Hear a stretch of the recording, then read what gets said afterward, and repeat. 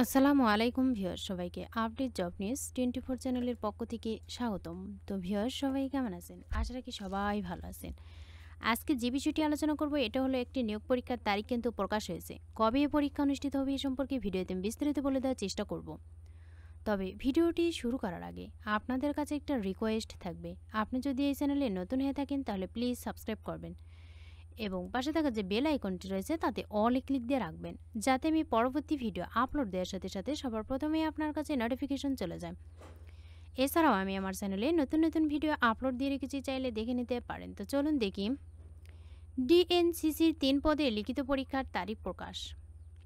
ঢাকা দক্ষিণ সিটি কর্পোরেশনের 3 পদে লিখিত পরীক্ষার সূচি প্রকাশ করা হয়েছে।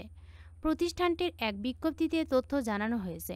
বিজ্ঞপ্তিতে বলা হয়েছে, ডিএনসিসির কেয়ারটেকার ভাণ্ডাররক্ষক ও সহকারী ভাণ্ডাররক্ষক পদের বিপরীতে টেলিটক বাংলাদেশ লিমিটেডের কারিগরি সহযোগিতায় অনলাইনে আবেদনপত্র গ্রহণ করা হয়। আবেদনকারীদের লিখিত পরীক্ষা স্বাস্থ্যবিধি অনুসরণ করে আগামী 6 জুলাই অনুষ্ঠিত হবে। রাজধানীর ঢাকা মহানগর মহিলা কলেজ, লক্ষ্মীবাজার, সূত্রাপুর কেন্দ্রে এ পরীক্ষা নেওয়া হবে।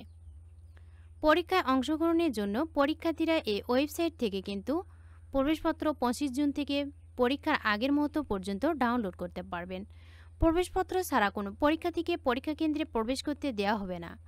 পরীক্ষার্থীদের জন্য অনুসরণীয় অন্যান্য নির্দেশনা প্রবেশপত্রে উল্লেখ থাকবে। অনলাইনে প্রবেশপত্র পেতে কোনো সমস্যা হলে 121 নম্বরে কল অথবা এই মেইল ঠিকানায় ইমেইলে যোগাযোগ করা যাবে। তো ভিউয়ার্স, 25শে জুন থেকে কিন্তু এই অ্যাডমিট কার্ড ডাউনলোড করা যাবে। আর পরীক্ষা অনুষ্ঠিত হবে কিন্তু 6 জুলাই। এই ওয়েবসাইট থেকে কিন্তু আপনারা নিজ নিজ দায়িত্বে অ্যাডমিট কার্ড ডাউনলোড করে নেবেন। সকলের জন্য রইল অনেক অনেক শুভকামনা। ভিডিওটি ভালো লাগলে অবশ্যই লাইক, কমেন্ট এবং শেয়ার করবেন। আরও নতুন নতুন ভিডিও পেতে চ্যানেলটিতে অবশ্যই সাবস্ক্রাইব করে রাখবেন। এতক্ষণ ধৈর্য সহকারে ভিডিওটি দেখার জন্য সবাইকে ধন্যবাদ। সবাই ভালো থাকবেন, সুস্থ থাকবেন। আবারও দেখা হবে নতুন কোনো ভিডিওতে। আজকের মতো এ পর্যন্তই। আসসালামু আলাইকুম।